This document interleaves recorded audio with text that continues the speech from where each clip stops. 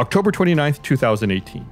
Lion Air Flight 610, a Boeing 737 MAX 8 with 189 people on board, is taking off from Jakarta, Indonesia for a quick flight to Pangkal Pinang, Indonesia. 2 seconds after takeoff, the left control column stick shaker activates, and the pilots notice that the airspeed on their respective displays are not showing the same values. The captain begins wrestling with the plane's controls as the plane continues to try and dive. The first officer is having trouble with the checklists, so the captain gives him control of the plane so that the captain can run the checklists. The first officer is unable to keep the plane from diving, and it hits the sea 13 minutes after takeoff. What happened to cause a 2-month-old plane to crash? Could the crew have done anything to stop this disaster? Find out on this episode of Black Box Down. Hello, everyone. Welcome to episode number 50 of Black Box Down. It's Gus and Chris. Hello, Chris. 50, 50, 50. 50, 50. Celebration time. Yeah. Is that like our 50th anniversary, or do we get something? 50's the new 40. 50's the new 40. I don't feel an episode over 30. Wait till we get to geriatric age. We're pretty much there. Before we get to the episode, we want to remind everyone to follow us on social media at Black Box Down Pod, Twitter, Instagram, Facebook. We have a YouTube as well. We mentioned that last episode. And just because we're 50 doesn't mean we don't know how to use social media. That's right. We've got the Twitter and the Instagram and the YouTube. That when you get old, that's what you say, right? You put the in front of everything. Mm-hmm. Or if you live in California and you're talking about highways, you always put the in front of it. So this is a fairly recent incident. This is a very high profile one. This is one that I was kind of eager to do, but kind of also didn't want to do because it's so recent and it's so high profile. I think like even people who aren't interested in aviation know about like the problems with the Boeing 737 MAX 8. And, you know, this incident happened not even 3 years ago, but it's been very thoroughly documented, very high profile crash. There were a couple of them that involved the 737 MAX 8. So I didn't want to do this one initially when we were first starting because I felt maybe a little more unsure. You know, we were trying to learn how things work and how we're going to do these episodes. Now that we've done, you know, this number 50, I feel, you know, a lot better about trying to tackle it and talk about it because we have plenty of experience to draw from. Yeah. So Lion Air Flight 610 was a passenger flight from Jakarta, Indonesia to Pangkal Pinang, Indonesia on October 29th, 2018. The flight was crewed by Captain Bavye Suneja, who was 31 years old with 6,028 flight hours, and First Officer Harvino, who was 41 years old and had 5,174 flight hours. Just a quick side note, it's not uncommon for Javanese people to have single names, and that's the case for this first officer. That was his name, was Harvino. One name. So I'm not saying his last name or his first name. That's just his name. Don't want to have any confusion around that. Just the one name. That seems like that would be confusing, though. Well, it's just confusing to us because we're not used to that, right? Like in some like Hispanic cultures, you have two last names. Like when I lived in Puerto Rico, I would have to introduce myself with two last names instead of one last name. Yeah, but it seems less confusing because it's more clarity. But anyway.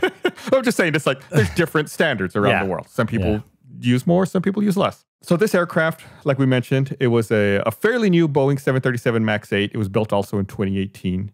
Its certificate of airworthiness was issued August 15th, 2018, so it had only been operating for about 2.5 months. In those 2.5 months, it had about 895 flight hours and 443 cycles. And there were 6 flight attendants and 181 passengers on board. The flight was scheduled to depart from Jakarta at 5:45 a.m. Indonesia time, but was delayed a little bit. 30 minutes later, at 6:15 a.m., the crew began the before taxi checklist, and they were given taxi clearance to the active runway. 3 minutes later, the crew lined up on runway 25 left and began the before takeoff checklist. They were cleared for takeoff, and at 6:20 a.m., the crew pressed the takeoff go-around button and the engines began to spool up for takeoff thrust.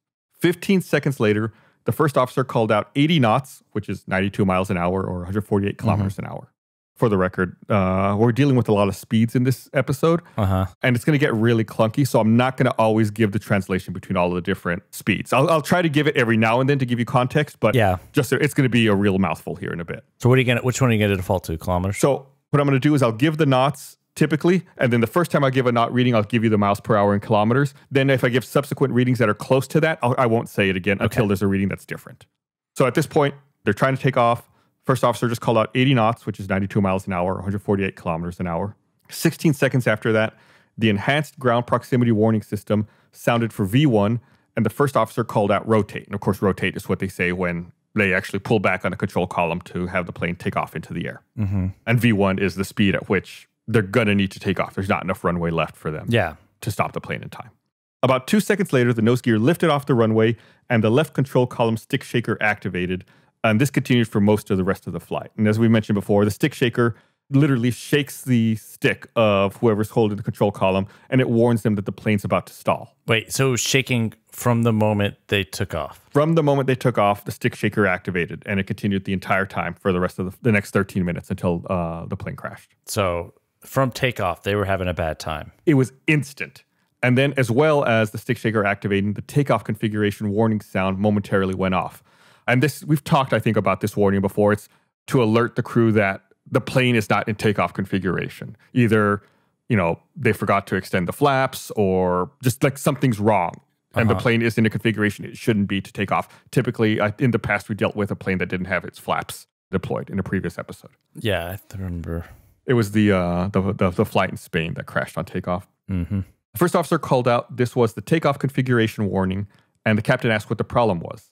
The first officer then called out auto brake disarm and advised the captain of an indicated airspeed disagree.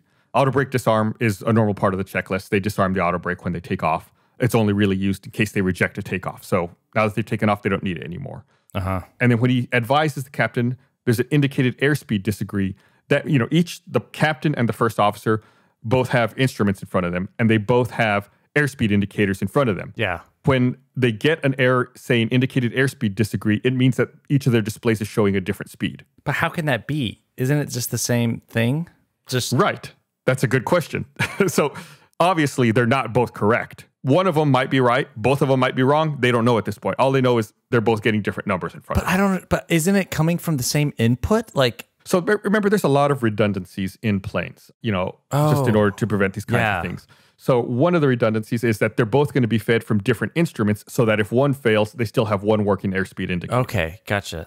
That makes sense. But in my head, I was like, but how could they be different? Right. Yeah. So there's redundant pitot tubes, there's redundant angle of attack. There's just a whole bunch of redundancies to prevent things from failing outright. So in this case, that's why they're being told airspeed disagrees, so that way they can figure out whose is right, whose is wrong, and use the correct one. Okay. But this is instant. I mean, they've just taken off. All this stuff's going wrong. Sailing and they're going to stall. And it's so everything is messing up. Everything's messing up. The captain's indicated airspeed was 164 knots, which is 189 miles an hour or 304 kilometers an hour.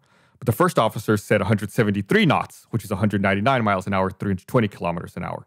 You see now why I said there's going to be a lot of speeds and it's going to get confusing. The first officer questioned the captain on the problem and asked whether he intended to return to the airport. The captain did not acknowledge the first officer's question. The first officer then called out auto brake disarm again, and the captain acknowledged this. And at this point, the landing gear was raised. At 6:21, which is a minute after takeoff, the first officer advised the captain of an altitude disagree, which, like the airspeed disagree, means that they're both being shown different altitudes for the plane. Air traffic control then cleared the flight to 27,000 feet. The first officer asked the controller to confirm their altitude, and the controller responded saying the radar showed they were at 900 feet. However, the captain's screen showed 790 feet, and the first officer's screen showed 1,040 feet.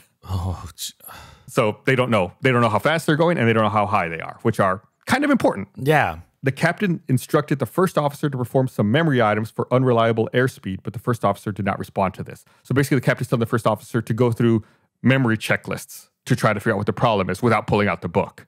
Oh. But the first officer didn't respond.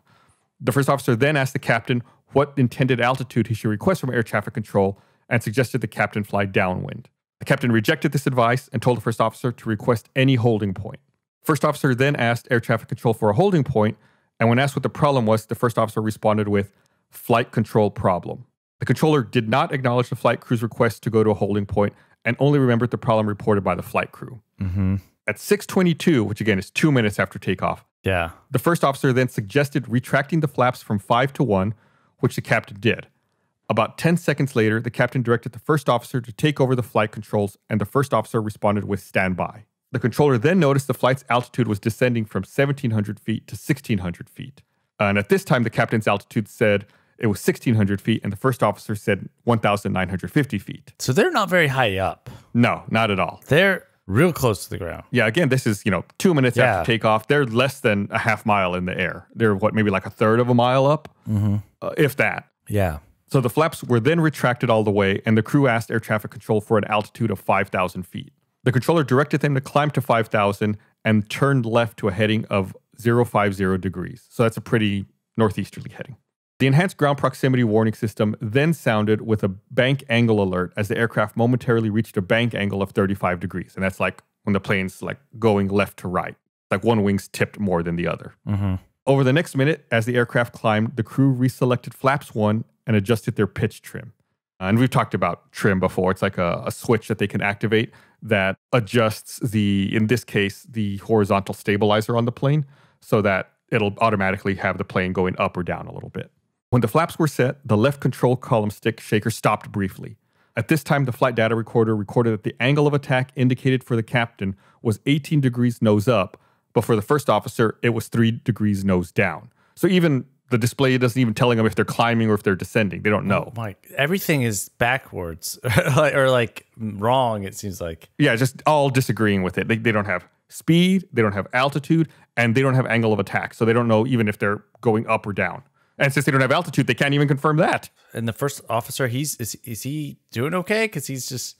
Well, as you can already tell, I mean, things have gone wrong and there's communication problems, right? Like they're both saying things and the other one's not acknowledging it, which we know you're supposed to acknowledge it. You know, the captain's asking the first officer to run through some memory checklist items. The first officer can't do it. So yeah, I don't know. You've definitely picked up on something there, Chris. Just before 6:23, the first officer asked the controller what the radar showed as their airspeed. Then the enhanced ground proximity warning system sounded with an airspeed low warning. So the plane's telling them you're going too slow. The controller told them their ground speed was 322 knots, which is 371 miles an hour or 596 kilometers an hour. The captain's indicated airspeed was 306 knots and the first officer's was 318 knots. So they're both wrong. Yeah. Wait, so they're both wrong? Well, I mean, I guess technically, so the tower's telling them their ground speed. Their instruments are showing them their airspeed. There may be difference in it. They're probably both wrong. Spoiler. Oh, no. Oh, no. But they're going fine. You know, the plane's also giving them an airspeed low warning. I mean, at the speed they're going, unless their angle of attack is really steep, they're probably okay. But who knows? We don't even know that. Yeah. The crew then put the flaps back at flaps 5. The captain called out memory item, and tried going through a list in his head, that checklist that he was talking about earlier. Then the automatic aircraft nose down trim activated and deactivated several times for seconds at a time. At 6:24, the sounds of pages being turned was picked up by the cockpit voice recorder. Then the flaps were moved from flaps 5 to flaps 1, but no conversation about this was picked up on the cockpit voice recorder. What? So they're just in silence? Yeah, they're not communicating what they're doing. I mean, of course, you know, whenever pilots are flying, the pilot flying calls out what he's doing and the pilot monitoring confirms it to say, you know, almost like acknowledging it and agreeing that, yes, that is the correct thing to do right now. But they're just making it now at this point. They're just panicked. They're just making adjustments to the plane and not calling it out, not telling each other what they're doing. The captain then commanded the aircraft nose up trim for about 5 seconds. So the captain's saying his stuff aloud. Well, when I say he commanded the aircraft nose up trim, that means he was inputting that command into the plane. Oh, okay. He didn't say it aloud, though. No, he did not say it out loud. He's adjusting. In this case, on the yoke, there's like a little thumbstick by the right thumb. So he's adjusting the nose trim up. Okay. The first officer, he's doing the checklist right now? At this point, yes. We don't know for certain because they weren't talking. But, you know, like I said, the cockpit voice recorder did pick up the sound of pages turning. If the captain has his hands on the control and is trimming up, then his hands can't be turning pages. So it has to be the first officer at this point who is going through the checklist. At 6:25, the crew found the checklist for unreliable airspeed. The automatic aircraft nose down trim activated for 2 seconds, then was interrupted by the captain who commanded the aircraft nose up trim for 6 seconds. So the plane keeps trying to trim down to go down to dive, and the captain keeps having to, retrim it up to fight it. Because they're too close to the ground. Well, the plane, since the stick shaker's activated, at this point, you can assume that the plane thinks it's stalling. And, the correct thing to do during a stall is to nose down.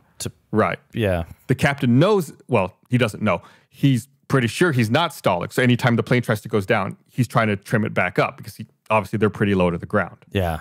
Over the next 3 minutes, the crew began going through the checklist with air traffic control giving them heading instructions every so often. But many times the automatic aircraft nose down trim activated, followed by the captain commanding the aircraft nose up trim. This back and forth fighting on the trim continued many times for the remainder of the flight.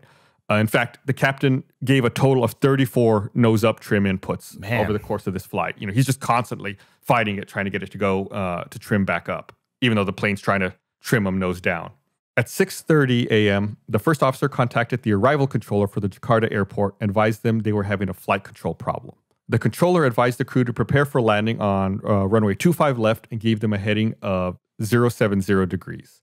About a minute later, the captain advised air traffic control that their altitude could not be determined because the instruments were all indicating different numbers. It was at this point that the captain actually gives over control of the plane, like flying responsibility, to the first officer. I think, in looking into this, it seems at this point the captain has become frustrated with the first officer. He thinks the first officer's not finding things fast enough in the checklists. Okay. So he tells the first officer to take over flying the plane, and the captain's going to take over actually going through the checklist and finding all the information that they need. Okay. The controller then gave them a no restriction clearance. So basically just like, come on in, come on back. Come back in on any runway, or like however you can, right? It's like no restrictions, whatever altitude, whatever you need to do to get back, you do that. When they do that, or do they tell all the other planes like, hey, stay away? I don't know. I can't tell you for 100% certainty what happened at this point from their perspective, but typically, yeah, they would put everyone else into a holding pattern or start, diverting traffic around so that way they can get this plane back on the ground. Okay. If there's anyone, already in on like final approach, already landing ahead of them, of course they're going to let them land because they can land and clear the runway before this plane gets here. But they're going to give plenty of clearance around the airplane in distress so that it can do whatever it needs to do to get back. At 6:31 and 33 seconds, the first officer informed the captain that the plane was flying down. The captain told air traffic control that their intended altitude was 5,000 feet, and the first officer exclaimed again that the aircraft was flying down.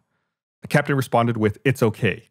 About 20 seconds later, the ground proximity warning system sounded with a terrain warning, followed by a sink rate warning, and the cockpit voice recorder picked up the sound of the overspeed clacker as well. And of course, that's like when they're going too fast. It's the alarm that goes off. 3 seconds later, the flight data recorder stopped recording, and the cockpit voice recorder stopped 1 second after that. Air traffic control attempted to contact flight 610 twice with no response, and the radar target disappeared. Air traffic control attempted contact 4 more times. The controller at the airport sent an assistant to inform the operations manager and requested several other aircraft to hold over flight 610's last known position and conduct a visual search of the area.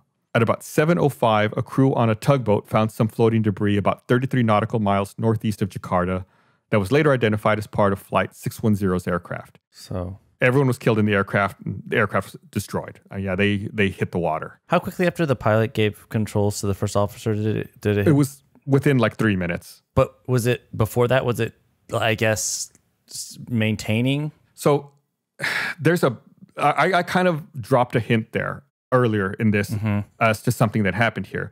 Like I said, the captain was continually giving nose trim up inputs. He did it 34 times, but he never said he was doing that. Oh. So when he gave control to the first officer, the first officer didn't know that that's what the captain was doing this whole time. Oh, no. So, he takes control, doesn't know that, and the plane does what it's been doing this whole time. It's continually trying to nose trim down or trim nose down, and the first officer can't fight it. He doesn't. He just let it happen. Right. He doesn't think to trim it back up. He doesn't know that it's trimming down on its own. He's pulling back, trying to fight it, but he can't overcome.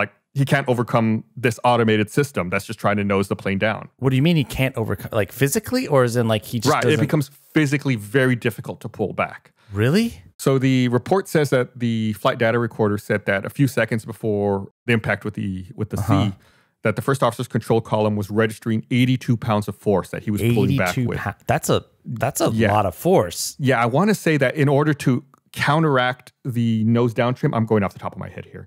I want to say he would have had to have pulled with 110 pounds of force just to be able to balance out what was happening. So they would have both had to been like pulling on. Really pulling. Like, yeah, imagine this thing about like sitting in your chair. If you had like something in front of you, could you pull back with that much force if you needed to? Like that is so much force to be trying to pull back. And then you'd have not only just pull it and do it once, to hold it and maintain it. Yeah. So wait, when you said the officer was doing it before, like, was he doing it more like slowly or like? Well, the pilot he was countering it with the trim commands on his stick. So anytime the plane was trimming down, he was trimming it back up. So he didn't have to pull as hard. Oh, okay. So that's not the same thing. So I guess I should explain. this trim. So when you look at a plane, you look at the tail of a plane, right? Everyone thinks about like the rudder that's sticking up, and you think about those horizontal stabilizers that come out to the left and the right of the plane. Yeah. Those horizontal stabilizers move. I don't know if you know that. They pivot up and down. So that's the trim. That's what they're fighting with. The plane's trimming them in one direction to try to get the plane to dive. The pilot was trimming in the other direction, trying to get that horizontal stabilizer to turn in the other direction to get the plane to climb instead. Okay, and so the computer's telling him to go down. The captain was telling it to go up. But then whenever he handed it over, the first officer wasn't doing that and was just pulling back on the stick. Exactly. So why didn't the first officer think to... He was probably panicked. In the heat of the moment, he probably didn't realize that the aircraft was trimming down. This is a really frustrating set of circumstances. They're in the 737 cockpit. I'm trying to think of a way to describe this. Imagine like you're sitting in your car, right? Let's say you're the driver. You've got the steering wheel in front of you.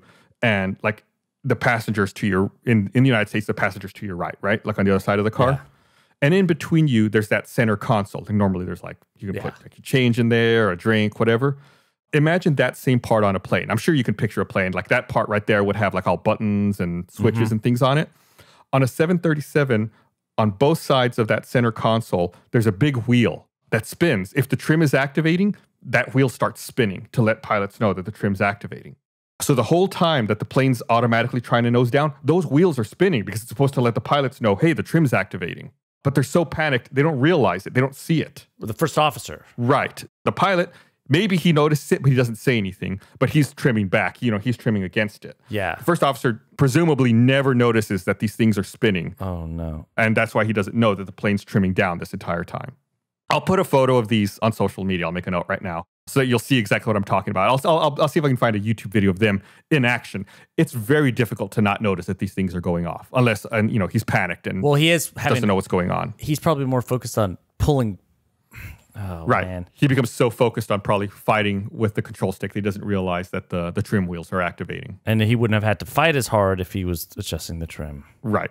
I'll definitely put photos of the trim wheel in the 737, and I'll try to put photos of the tail of a plane and highlight exactly what I mean. Maybe I'll find a video of those horizontal stabilizers moving when they're being trimmed. That way you can see exactly what I mean when I say that they turn. Yeah, well, I think it's in my head. I see them spin, like turning, but yeah. Yeah, if you ever look at like that tail section with those horizontal stabilizers, you'll see that a lot of times, even if a plane's painted, like that area around there is silver or unpainted or it's scratched up because those trim pieces move. Yeah. There are countless companies out there that claim to compare auto and home insurance rates, but there's only one that actually gives you an apples-to-apples comparison. So get better insurance with Gabi, the one true comparison platform with fast, verifiable quotes, not ballpark guesses. You can use your current policy to find a better policy. Gabi compares your current coverage with 40 of the top insurance providers like Progressive, Nationwide, Travelers, all in one place. It's free, and they only show you policies that are the same or better than your current coverage, often at a lower price. Super simple to use.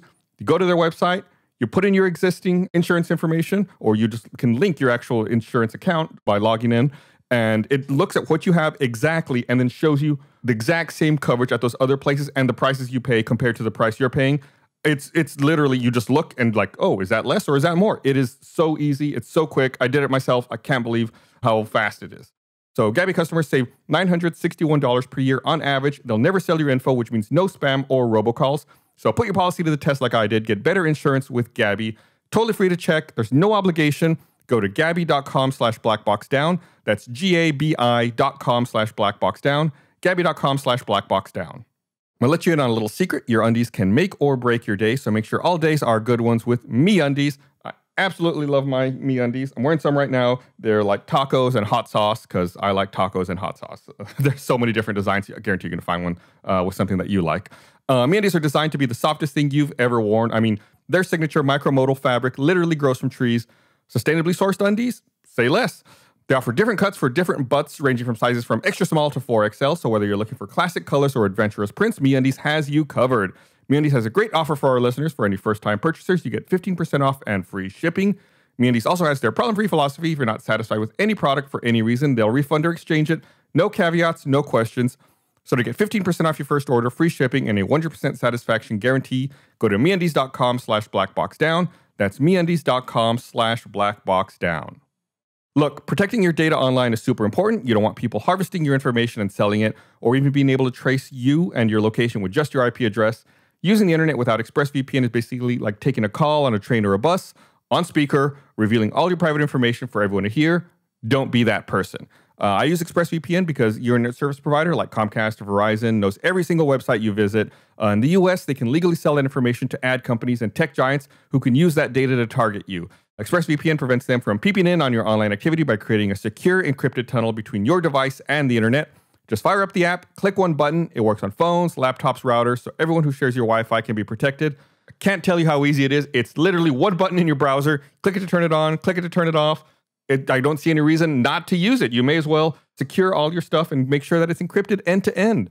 So secure your online activity today at expressvpn.com/blackboxdown. Get an extra 3 months free. That's expressvpn.com/blackboxdown. expressvpn.com/blackboxdown.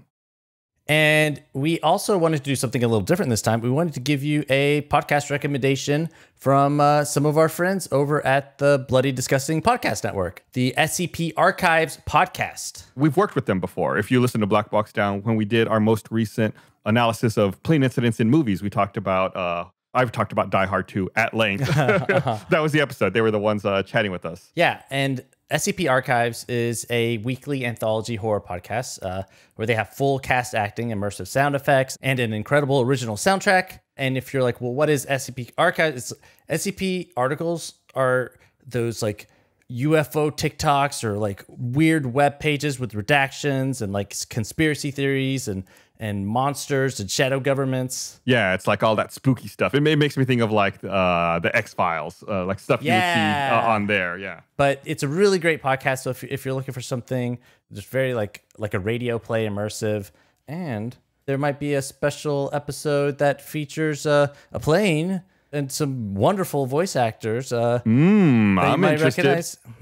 Like you said, I think that's the most impressive thing. It's like a truly immersive like audio play or radio play or audio drama. Yeah, and there's going to be a special episode soon. So yeah, go check out SCP Archives. Just search for them wherever you get podcasts. Just SCP Archives, and then give them a listen and subscribe. They're friends and they make good content. Yeah. So this investigation was carried out by Indonesia's National Transport Safety Committee, the NTSC. We talked about them recently in that Silk Air episode. The flight data recorder was recovered on November 1st from a depth of 105 feet. The cockpit voice recorder was not recovered until January 14th at a depth of 98 feet under 26 feet of mud. So, I mean, it really was down there. It was discovered that there were some incidents with this specific plane in the month of October before Flight 610 happened. On the day before the accident, the plane flew from Bali to Jakarta and had very similar stuff happen. The stick shaker sounded during takeoff, it had mismatching instrument indications, and there were a few times they started to descend during the climb. And it turned out in that previous flight, there just happened to be a third pilot sitting in the cockpit. It was actually the third pilot sitting in the cockpit who noticed the trim wheels activating and told the captain to cut the power to the stabilizer trim motors, and that fixed the problem with the airplane descending. So he was able to... Well, yeah, he pointed. He's like, hey, look, your trim's going off all the time on its own. Turn off the automatic trim. And he did, and that they were able to fight it. And that was an option for the other pilots? Chris, this is a standard memory item in 737 checklists. So that's just like... Yeah, it was absolutely an option. And they just didn't do it. They just didn't do it. I mean, it's easy to say, well, they just didn't do it because we're not there. But like, it's... It's sad. It makes you. It's sad because you're like, yeah. That's what I said earlier when you're asking like, why didn't he do it? It's like this is actually a really frustrating set of circumstances that lead to this. So this previous crew that we're talking about the day before on this Bali to Jakarta flight, after they do this, they start performing the unreliable airspeed, the altitude disagree, the runway stabilizer checklists. While doing these checklists, they actually re-engaged the stabilizer trim cutout switch, but again, the plane started pitching down again, so they cut off that switch again. Yeah. And they kept it off for the remainder of the flight. At this point, they felt they had control of the aircraft and they continued their flight to Jakarta because there was no land at the nearest suitable airport in the checklists. In reality, they probably should not have continued their flight. They probably should have returned to the airport they were taking off from, but it wasn't in the checklist. They continued and their flight was fine. And they landed in Jakarta. The captain made a report about the problems that they had encountered. However, he left out the activation of the stick shaker because he thought it was an outcome of the indicated airspeed disagreement problem. He didn't think it was a separate problem on its own. The fact that it was shaking the... Right. He thought it's because there was airspeed malfunction. The airspeed was being read wrong. He also did not report the runaway trim stabilizer and the use of the stabilizer trim cutout or the use of manual trim for the flight and landing. What? How? But why? I don't know. It just didn't report it. But that's... It was the main problem. How do you not report the plane is broken? Well, it's like he reported a lot of things that were broken. It's like, yeah, speedometer is broken. He didn't report. Yeah, it was also trying to kill us. But like the fact that the plane's the autopilot is actively like... It's actually trying to dive. Yeah. That's... So the NTSC thinks that his incomplete report was based on his incomplete understanding of the relationship between all of these effects that he experienced during the flight and the system failures that caused those effects, despite the fact they had isolated the problem after the stabilizer trim cutout switch were moved to cutout. So it's like...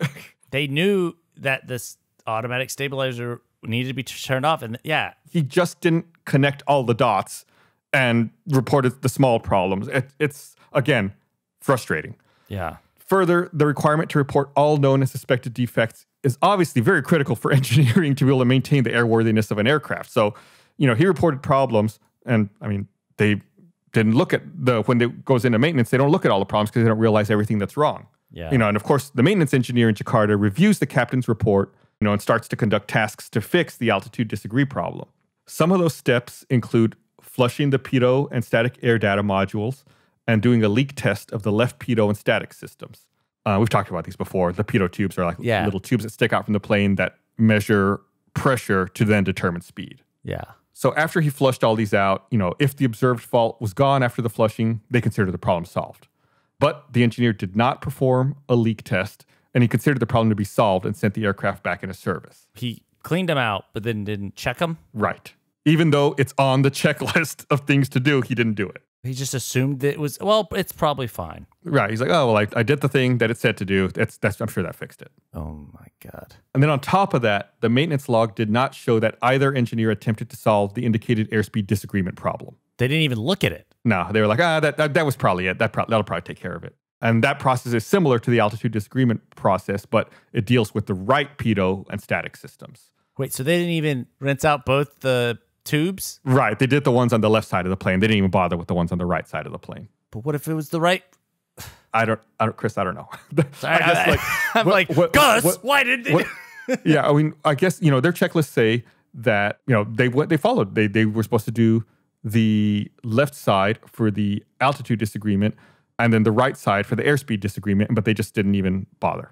And then, of course, the important thing is after they flushed the left side, they were supposed to test it. And that would have told them, hey, it's still wrong. Maybe we should do the right side as well. Or it would allow them to continue down the checklist and do the other things to fix the problem. Furthermore, these steps require performing some checks and visual inspection of the angle of attack sensors, but not the values recorded by the angle of attack sensors. And these are just like, I don't know how to describe them. They're like almost like tiny, well, not tiny, small little piece of metal, almost like little winglets that stick out from the sides of the plane that when the wind hits them, or as the plane's going forward, they move into different positions, to deflect the wind. And that's kind of how the plane figures out what angle it is either going up or down. That's angle of attack, like how the plane's pitched. Okay. With respect to the wind. So it was discovered later that this previous flight had a 20-degree difference between the two angle of attack sensors, which shouldn't happen. The pilots were not aware, though, because the angle of attack disagree message was not enabled and was inhibited, so it did not appear on the pilot's screen. So the things that measure the angle of attack were calibrated wrong, I guess? Or they're just giving different values. Okay. But the crew didn't know it because it didn't pop up on their screen. Okay. If the message had come up, the flight crew would have likely reported it, and the engineer would have been required to check the values of the angle of attack sensors and would have known to fix the problem. So this particular plane, the 737 MAX 8, was supposed to include an angle of attack disagree message on all aircraft, but the software which generates the message did not include the message for aircraft that were not installed with angle of attack indicators. Lion Air had elected not to enable angle of attack indicators on their primary flight displays. Therefore, the angle of attack disagree message would not appear on their planes.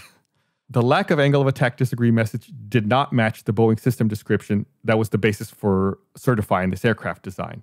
So basically, the airline just opted not to have these kinds of messages pop up on the display. I know you're going to ask why. I don't know. It seems fundamental that if something's wrong with the plane, you would want the people flying it to know. It doesn't pop up. So how do people find out that it's a problem? Like, where does that information go? Yeah, I mean, that's a good question. I guess like the autopilot would, for example, start malfunctioning or start acting weird, when it's trying to climb or descend. That's one way that they would be able to tell that something is wrong with it. So they would figure it out through the repercussions of these. Yeah, or in this case, the plane would be trying to constantly trim down because it thinks the angle of attack is different than what it actually is. Yeah, it thinks it's going. It thinks it's going up. It's climbing. Right. Yeah. It thinks it's climbing too steeply, so it's trying to trim down, which is exactly what happened here. Oh no. So the software not having the intended functionality was not detected by Boeing nor the FAA during the development and certification of the 737 MAX 8 before the aircraft had entered service. Soon after, Boeing reviewed the situation and concluded that inoperative angle of attack disagree message on selected aircraft did not represent a safety of flight issue. One consideration was that additional maintenance alerts like stuck angle of attack or bent angle of attack were still available. As a result, the implementation error was scheduled to be corrected for the next display system software update. So I guess they weren't too concerned because they said that other error messages about the angle of attack indicator were still working and that they were going to take care of this at some future time. Okay. I guess in their mind, an angle of attack disagree would most likely only happen if one was stuck or one was bent. And those error messages are still coming through. So as long as those are coming through, you don't need the angle of attack disagree. It's not as important. But obviously in this case, you can see it's still possible to have an angle of attack disagree, even if one's not stuck or bent. So I guess we'll find out what happened, why it disagreed. Oh, okay. I mean, I feel like we're only scratching the surface. How long we're recording for like over 40 minutes at this point. There's still so much to get to here. So on top of all of this, we've kind of covered the pitot system, the angle of attack. There's another system that's particular. It was introduced with the 737 MAX 8. It's called the Maneuvering Characteristics Augmentation System. That's referred to as MCAS, MCAS. Cool name. Sounds cool until it tries to kill you. So this is a flight control law that was intended to mimic pitching behavior of previous 737 generations, correcting the angle of attack situations by electronically adjusting the horizontal stabilizer and trim tab to push the nose down. Does this sound familiar? Mm-hmm. So basically, the reason that this exists, the 737, like I said, this MAX 8 was new. This had just been built and delivered in 2018. The 737 as an airliner has existed for 50 years at this point. The 737s were introduced in the 60s, Chris. Yeah. So what happens in this case is Boeing was under pressure. I'm going to go on a little tangent here about planes. Airbus had introduced a plane to compete with the 737. This is before the MAX existed. Mm-hmm. This new Airbus, it was the A320neo, was, it had better fuel efficiency, could carry a bunch of people. It was a direct threat to the 737. And the 737 is a very popular plane. This is like Boeing's cash cow. So Boeing knew, it's like, well, crap, there's this A320neo that airlines are wanting to buy. What are we going to do to counter that? So, if they go back to the drawing board and try to come up with a new plane, that takes years. That takes a really long time to develop and launch a brand new plane. Okay. They're like, well, we don't have that much time. The A320neo is like, they're taking orders for it. People are starting to buy that plane. We need something now to fight that. So they said, well, we can try to put bigger and more fuel efficient engines on the 737. The problem is, like I said, the 737 started flying in the 60s. They didn't have space to put bigger engines on the 737 because then they'd end up scraping on the ground. When is this? When is this happening? This is a couple years before. So I would estimate this is probably like 2014, 2015, somewhere around there. How do they not have a new plane after 60 years? The 737's been updated. It's not the same plane that they launched. Yeah, okay. You're right. Yeah. So it's been updated. They don't have it. There's a new iteration that they're having to compete against that they're not ready for. Okay. So the most recent, before the MAX 8, the most recent update of the 737 was when Boeing launched the 737 Next Generation, and that launched in 1997. So that's still how are they not ready? I can't speak specifically to what they were doing. They probably spent a lot of time, doing development of like the 787, the Dreamliner, which took up a lot of time. That was super delayed. They bet a lot on that plane. That ended up being a successful plane, but maybe they just got blindsided by focusing over there. Yeah. How many, sorry, and I'm tangenting again. These companies, how many planes do they, like models do they have? There's a lot. like I've mentioned the 737, right? So, and I mentioned that the most recent version, the next generation, came out in 97. Even within that group, if you call something a 737 next generation, there's 4 different kinds of 737 next generations. There's the 600, the 700, the 800, the 900. So, you have like these classifications, and even within there, there's different kinds. And I mentioned the 787, they launched with the 787-8, then they quickly moved to the 9. They're rolling out a 10 soon. So you hear like a blanket model type, and then there's specific subtypes within that. So it can get really confusing very quickly. Okay. But anyway, the point I was making was the A320neo, Airbus started shipping this in 2014. It got certification from the FAA in 2015. So this was, pretty recently in the grand scheme of things. So Boeing needed to do something to combat the A320neo. They decided, let's put bigger, more fuel-efficient engines on the 737, and that'll be our competition. We're going to call it the MAX 8. That's where the MAX 8 come from. Okay. Problem is, they try to put these bigger engines on the 737. They can't. They just don't fit. Like, the engines are going to end up scraping the runway if they do this. If you look at 737s, like next generations, some of them, you'll see that even then, the bottom of those engines are kind of flat. It's not a perfect circle because they have to try to get enough ground clearance for them. So their solution to this is to move the engines forward on the wing and kind of up. So they're not mounted the same as they are in the other 737s. When they do this, though, it kind of changes the center of gravity of the plane so that, obviously these engines are bigger, they're further up, the plane doesn't handle the same. So this is a problem.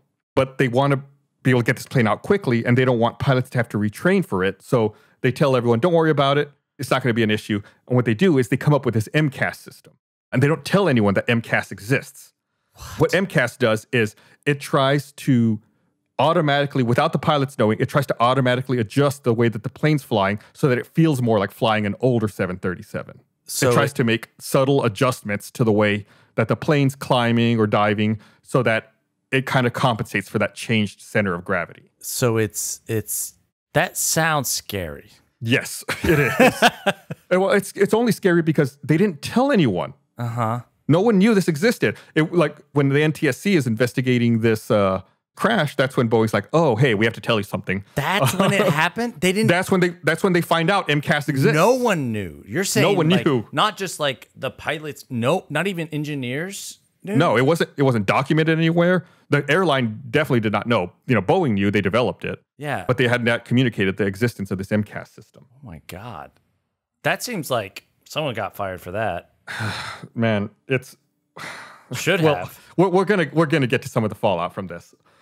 So in theory, this should be really helpful to pilots. Obviously, it's not. Here's a problem, though. Like, how earlier I talked about how many redundancies and backup systems there are on planes. Mcas was designed to only rely on one angle of attack sensor. Oh no! And guess what was broken on this, or what was feeding bad data on this plane? Angle attack sensor. Right. One angle, and there's multiple ones on a plane. It was only relying on one. And on this plane, the left angle of attack sensor was reading 18 degrees up, which is considered too high for normal flying, which is why it was constantly trying to trim down because it was trying to get back to what it thought was level, but was actually a dive. How did that get passed by whoever? Like, if Chris, there are... So normally, I like this podcast. I always like this podcast. That sounds bad. Normally, I like this podcast because it reassures you and it tells you why things are safe and how things are learned and, lessons that are taken. Yeah. In reality, there's a real problem here. Boeing is a big American company. And as such, the U.S. government's incentivized to have them do well. So a lot of the FAA oversight and the approval for the MAX 8 was deferred to Boeing. Boeing was allowed to kind of oversee some of themselves and do some of their own certification. There was really very lax oversight from the FAA in this stuff. In fact, there's been lawsuits and legal proceedings because of this. In internal emails, Boeing laughs about the FAA, saying that the FAA can't do anything to stop them and they can do whatever they want.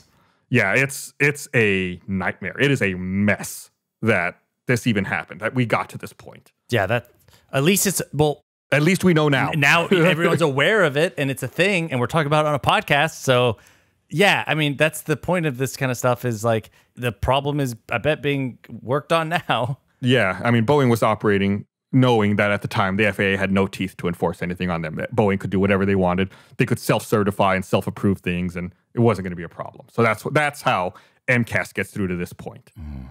So Boeing conducted a functional hazard assessment of the Mcas, and they found both an uncommanded Mcas operation up to its maximum authority and an uncommanded Mcas function operation equivalent to a 3-second mistrim were major hazards. I'm going to explain what all this means here in just a second. Okay.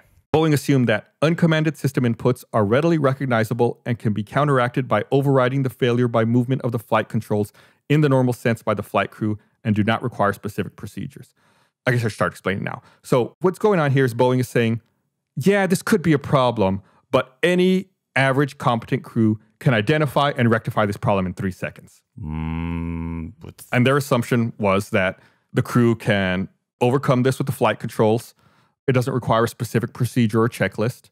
Their other assumptions are action to counter the failure shall not require exceptional piloting skill or strength. Again, any average pilot can do this. The flight crew will take immediate action to reduce or eliminate increased control forces by retrimming or changing configuration of flight controls. And that's what the pilot was doing. He was trimming. Trained flight crew memory procedures shall be followed to address and eliminate or mitigate the failure. And like I said, a memory procedure for the 737 was to do your stabilizer trim cutoff, but they didn't do it. Because they were panicking. They were panicked, right.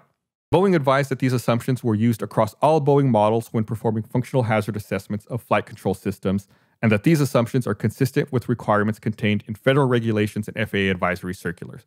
And the previous crew did do that. Right, the previous crew did it. Again, I will note, they happened to have a third pilot in the cockpit who was riding along, and he's the one who pointed out that their trim wheel was activating.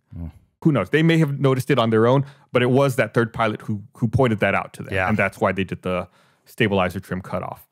So this particular crew in 610 who did crash, this flight crew had flown together twice prior to the accident flight. Since the accident flight crew was presented with the same indications as the previous flight, the investigation looked at the flight crew's training and proficiency, the flight crew's workload, their awareness of the aircraft condition before the flight, and their crew resource management. Also reviewed was the non-normal checklist procedures, memory items, transfer of controls, flight crew communication, and the lack of Mcas training or flight crew awareness of Mcas. So basically, they're just looking at everything that the crew did and what they should have known at that point. After the indicated airspeed disagree had been identified, the captain instructed the first officer to perform memory items of airspeed unreliable, and the first officer did not perform these memory items. Yeah. The first 4 items of the airspeed unreliable non-normal checklist are memory items to be performed by memory and must be done before reading the checklist. The captain repeated the command about 2 minutes after without mentioning the non-normal checklist title, and the first officer was confused about the memory items to be performed. About 1 minute later, the first officer asked the captain of the memory item to be performed, to which the captain responded, airspeed unreliable. So the first officer doesn't even know what he's supposed to be doing. The first officer acknowledged and started to locate the checklist. About 1 minute later, the first officer found the checklist and started to read the checklist. The inability of the first officer to perform the memory items and locate the checklist in the quick reference handbook in a timely manner indicated the first officer was not familiar with the non-normal checklists. This condition was the reappearance of misidentifying non-normal checklists, which showed on the first officer's training record. So he's having trouble remembering his mental checklist, and he's having trouble finding what he needs to do in the checklist. And these are items he's been dinged for in his training record. Oh. This has been an ongoing issue with him. How well trained was he? How many flight hours? Or he was a pretty established pilot. He had 5,174 flight hours. So he'd been flying for quite a bit. Item number 8 of the airspeed unreliable non-normal checklist requires the flight crew to cross-check the captain, first officer, and standby airspeed indicators when the aircraft is in trim and stabilized. Basically, just check them all. Airspeed indication requires to be compared with a table, and an indication that differs by more than 20 knots should be considered unreliable. The flight data recorder recorded that the differences between the captain and the first officer's airspeed indicators was about 15 knots, which was below the value to be considered unreliable. So they were off, but they weren't off by enough to be a problem. Yeah. They're off by 15 knots when you really shouldn't worry unless it's more than 20 knots. So yeah, it shouldn't have affected their ability to make decisions, but the autopilot was messing up also. So yeah. Correct. Despite the flight crew's attempt to execute the non-normal checklist due to increased workload and distractions from air traffic control communication, the non-normal checklist was unable to be completed in that situation. The unfinished non-normal checklist made it difficult for the flight crew to understand the aircraft problem and how to mitigate the problem. So basically, they just got hung up on the checklist. They didn't complete it. They were having trouble with it, and it prevented them from really identifying the problem that was going on. While the aircraft control was being transferred by the captain to the first officer, The right altimeter indicated 5,900 feet. The pitch trim was 5.4 units. A few seconds later, the Mcas activated for 8 seconds, and the pitch trim changed from 5.4 to 3.4 units. So it's nosing down a bit. First officer commented on the abnormality of the aircraft control, but did not clearly specify the abnormality. So maybe at this point, if he had said, hey, it seems like it's pitching down or it's trimming down, maybe the captain would have said, oh, yeah, it was doing that to me too. But he didn't say anything. Yeah, he didn't specify what was happening, and the captain was probably frustrated, scared, preoccupied, and he didn't think to say anything about it at that point. The first officer commanded aircraft nose up trim. He actually trimmed it up, and the pitch changed from 3.4 to 3.6 units, but the pitch trim continued decreasing as the following activations of Mcas were not countered by the first officer sufficiently trimming the aircraft nose up. So he actually did trim it back up, but then the Mcas just kept trimming it down, and he didn't counter it. The control column force increased up to 103 pounds while the aircraft still descended, which indicated the force exerted was insufficient to maintain aircraft altitude. It's what we were talking about earlier. Yeah. It's just how strong do you have to be to not only pull that, but then maintain it. Is it, I guess I was thinking like it's all automated, like power steering, but. It is. It is all automated. It's all like fly-by-wire stuff, but you still have to exert an amount of stress to counteract what's happening, to like really let it know that that's what you want to do, to overcome the countering force that it's delivering. But how can it be programmed where it requires 120 pounds of force? Like, how can that? Why couldn't it be more sensitive than that? Does that make, you know what I mean? Well, like, then if it's too sensitive, then when you give inputs, it's way too much. Okay. Oh, and there's different modes. Right. That's right. Yeah. Yeah. It's like if it was too sensitive and you pull back, then it's like, then you could put into like a crazy high climb. You want to have a sufficient amount of force in that. I mean, there's also, I mean, maybe this is a bad example, but in my car, there's actually different settings you can use for the steering wheel. Yeah. Like you can make it so the steering wheel's really light and the wheels turn easily, or you can make it to where like the steering wheel's heavier and you need to give it more force to turn. Personally, I like having to give it more force. Like I don't want it so hair trigger on me to where it turns like out of nothing. Yeah. During the repetitive Mcas activations, the captain managed to control the aircraft altitude when the pitch trim was maintained above 5 units by commanding the aircraft nose up pitch trim to counter the Mcas trim down. So he, like I said, he did it 34 times while he was flying. Yeah. You know, he's constantly trying to trim up. The first officer was unable to control the aircraft as the repetitive Mcas activations were not countered by adequate trim up input. And that's the other thing. You know, it wouldn't have required 103 pounds if he had been trimming up. Yeah. Right. If he'd been giving that, then it would have been easier to pull back. The common flight crew reaction to a heavy control column is by providing adequate trim. So you see there, I mean, that says that. You know, if your control column's too heavy, you give trim to make it easier to move. So this suggests that while the captain's training or experience enabled him to recognize the need for sustained nose-up trim, the first officer's training and experience did not. This condition was also in agreement with the first officer's training records that showed several comments indicating that the first officer had difficulty in aircraft handling. The Lion Air policy for such deficiencies was that flight crew would be treated with additional briefings or rehearsal. The reappearance of difficulty in aircraft handling indicated that the treatment was not effective. So this guy the first officer had deficiencies in manually hand flying a plane. The absence of flight crew discussions of the previous problems suggests the flight crew might not be aware of aircraft problems that might reappear during their flight. This was different compared to the flight crew of the previous flight, who had awareness of the aircraft condition after discussion with the engineer about aircraft problem and the rectification prior to the flight, which may have helped the flight crew immediately identify the problem correctly. Being unaware of multiple problems that occurred on the previous flight, including stick shaker activation and uncommanded aircraft nose down trim, led to the inability of the flight crew to predict and to be prepared to mitigate the events that might occur.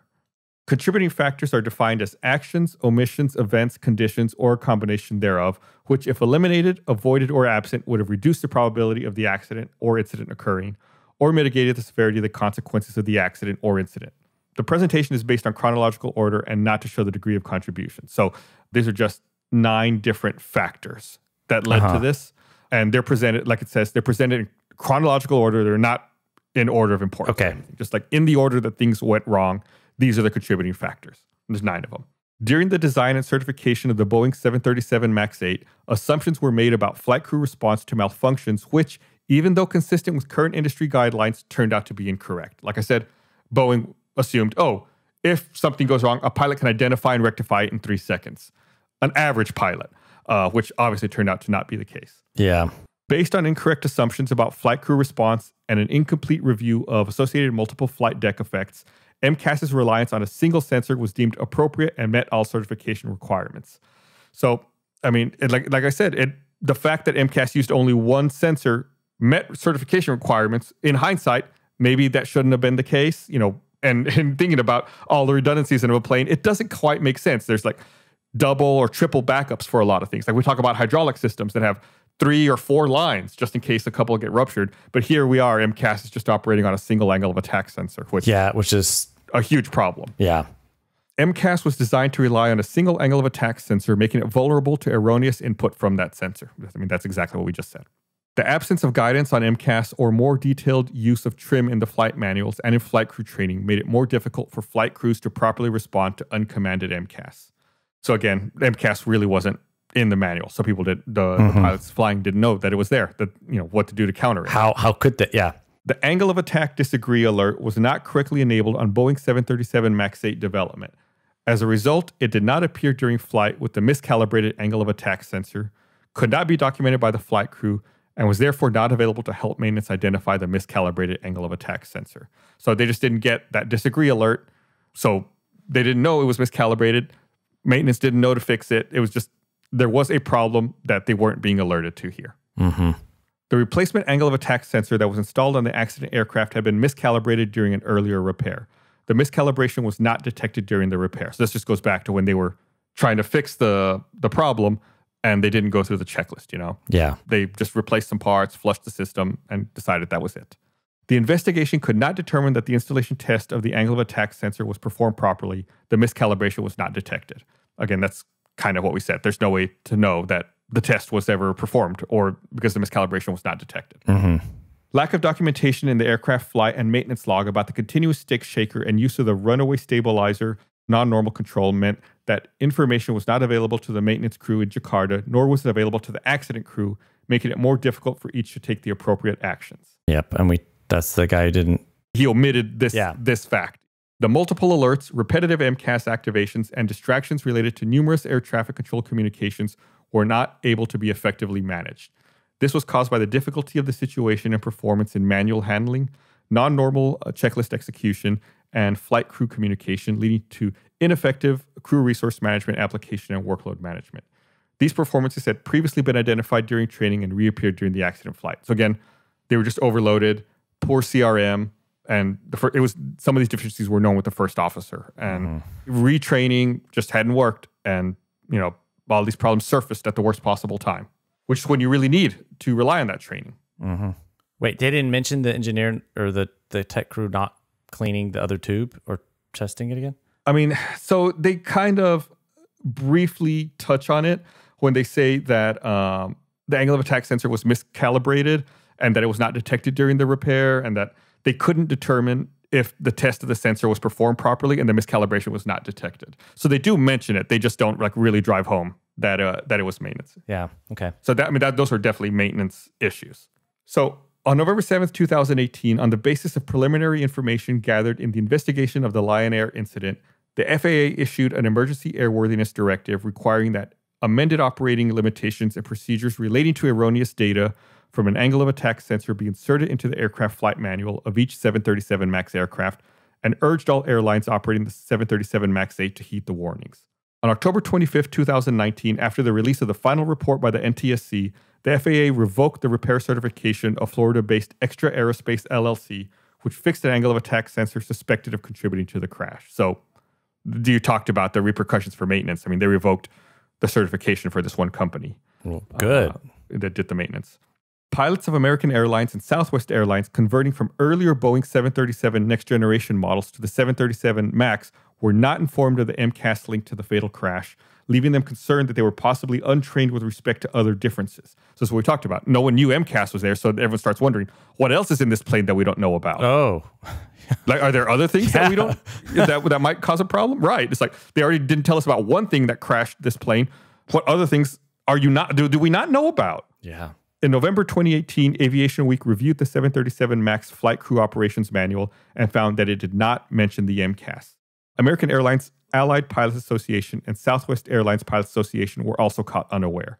The Wall Street Journal reported that Boeing had decided against disclosing more details to cockpit crews due to concerns about inundated average pilots with too much information. So this was their excuse. It's like, oh, we didn't want to overload average pilots by letting them know too much that's going on. It's like, but this is an important system. You might have to fight this thing. And at least knowing that it exists, like someone knowing it, Right. It wasn't even in the manual. Yeah. It's kind of ridiculous. On November 15th, 2018, the U.S. Airline Pilots Association, which is the largest pilots union representing 61,000 pilots, urged the FAA and NTSB to ensure pilots receive all relevant information addressing a potential significant aviation system safety deficiency.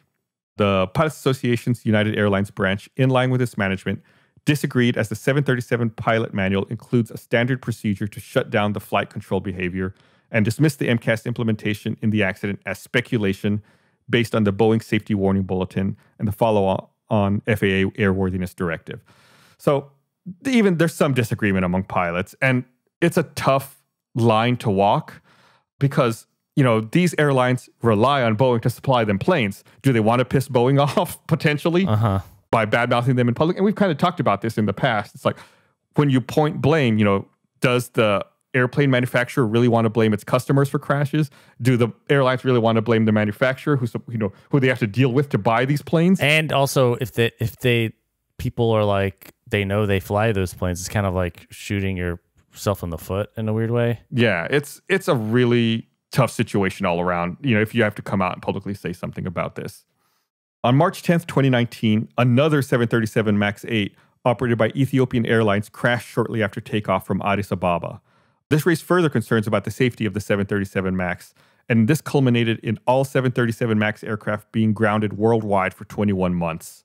So after that second crash, after the Lion Air thing, like I said, these airworthiness directives were released. They kind of tried to let everyone know, that Mcas existed, things to counter it.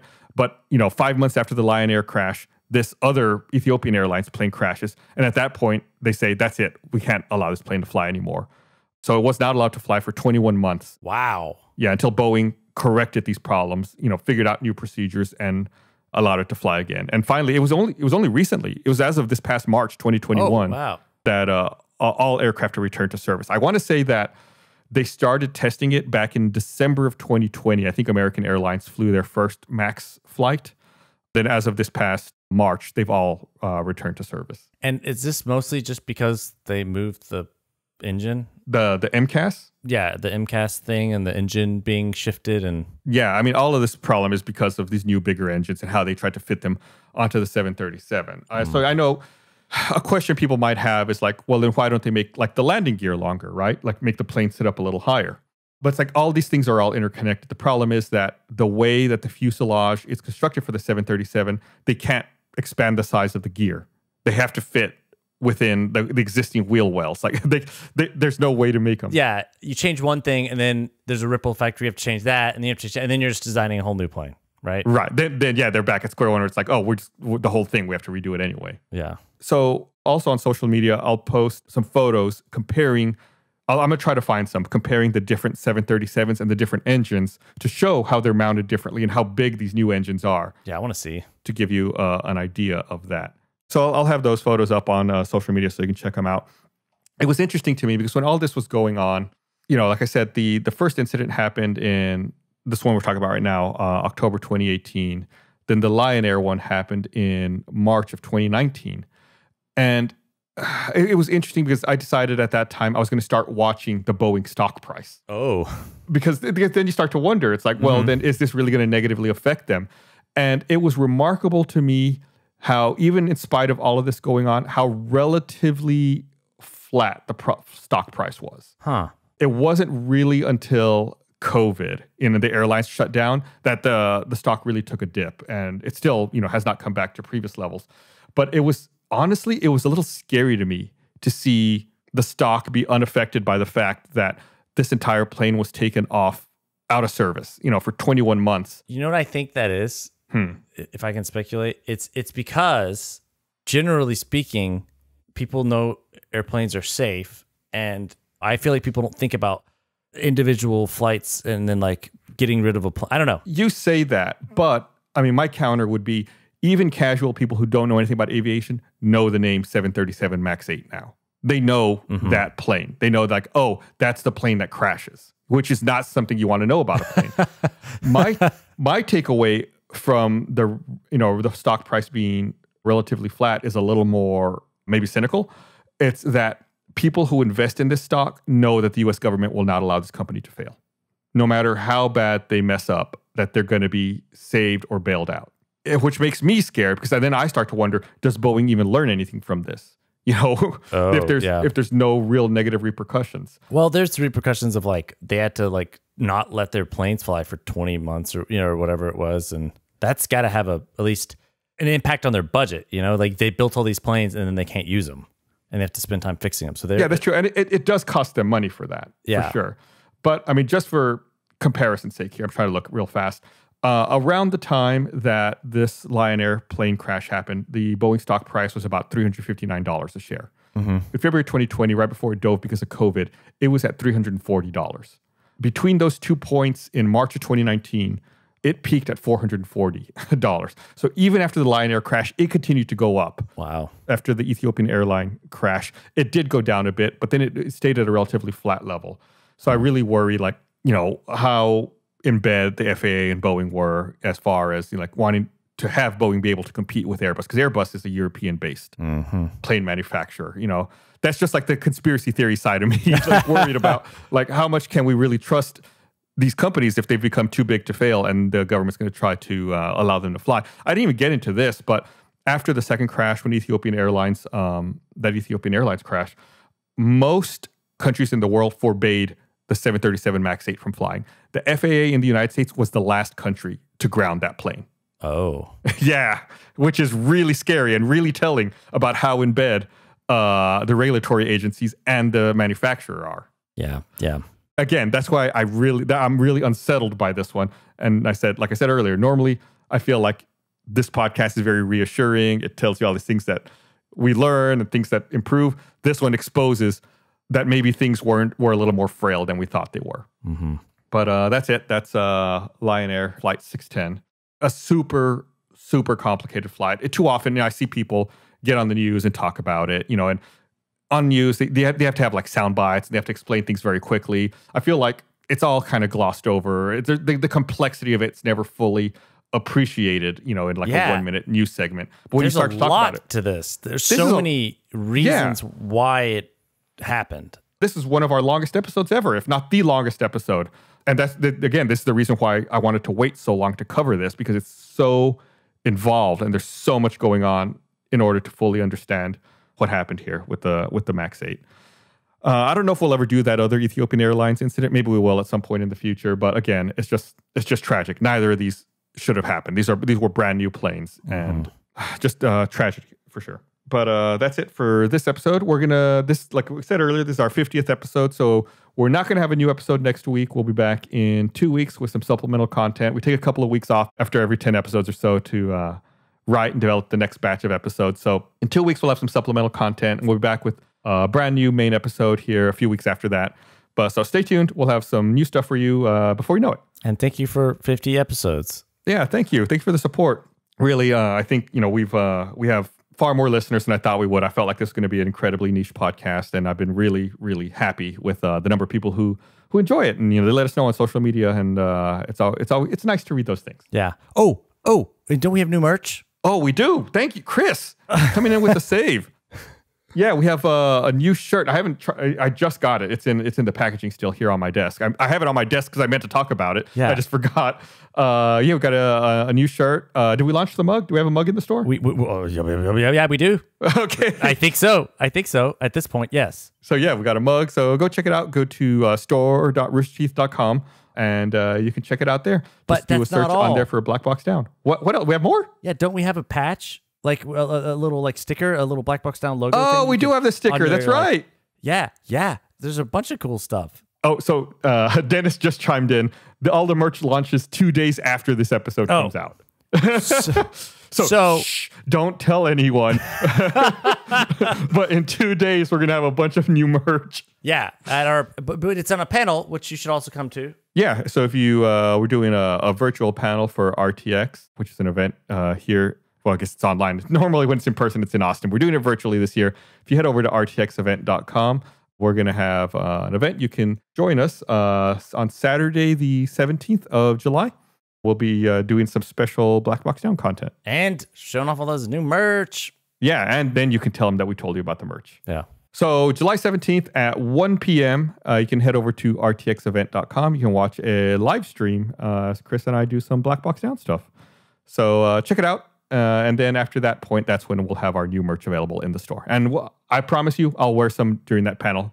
I'm sure Chris will too. That way you can see exactly what we're talking about. I'm wearing some right now. Oh, nice. Well, it's the same. I'm wearing the same shirt I wore yesterday. You saw me in it. I did see you yesterday. Yeah. It's a new shirt. I've washed it. All right. Well, thanks for listening, everybody. Hopefully we'll see you at that panel, and we'll be back soon with brand new episodes. Thanks. Bye.